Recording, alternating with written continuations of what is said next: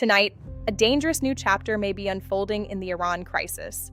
Former CIA officials now warning that diplomacy may be failing, while pressure grows inside Washington for a much larger military response.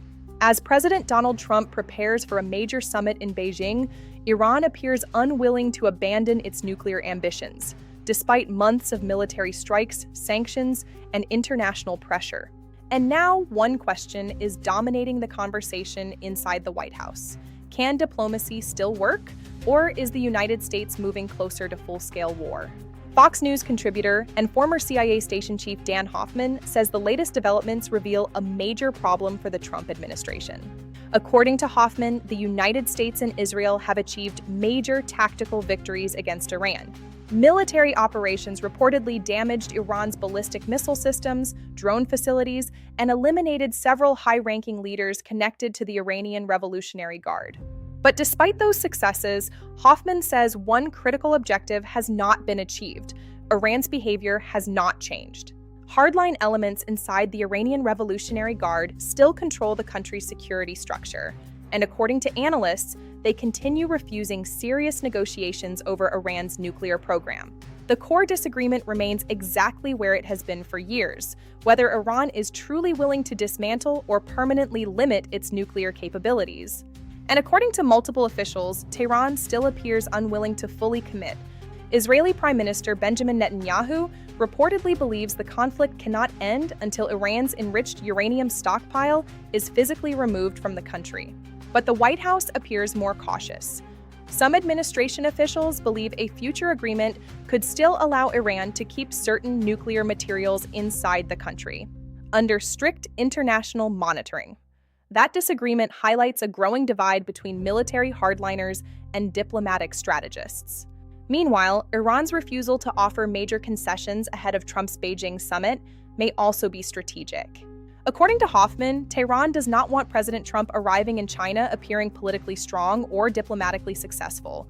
Why? Because continued instability benefits China in several ways.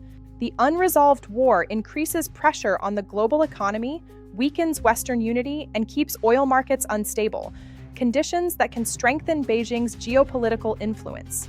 Inside Washington, debate is now intensifying over what comes next.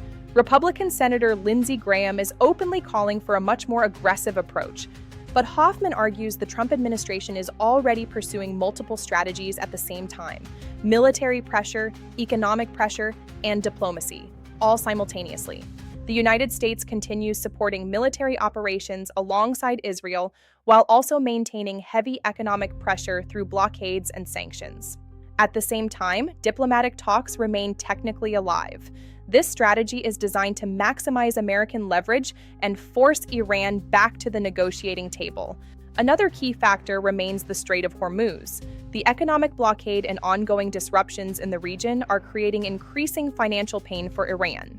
But the crisis is also affecting global energy markets and raising concerns about long-term instability across the Middle East. Officials say President Trump's national security team is now closely reviewing intelligence reports from the CIA and other agencies to determine Iran's next moves. And behind closed doors, discussions are reportedly focused on one central issue: how to force a strategic shift in Tehran without triggering an even wider regional war. Tonight, diplomacy remains alive, but barely. The United States says pressure must continue. Iran refuses to fully surrender its nuclear ambitions. And global tensions continue rising as the world watches for President Trump's next move. The coming weeks could determine whether negotiations survive or whether this conflict enters a far more dangerous phase.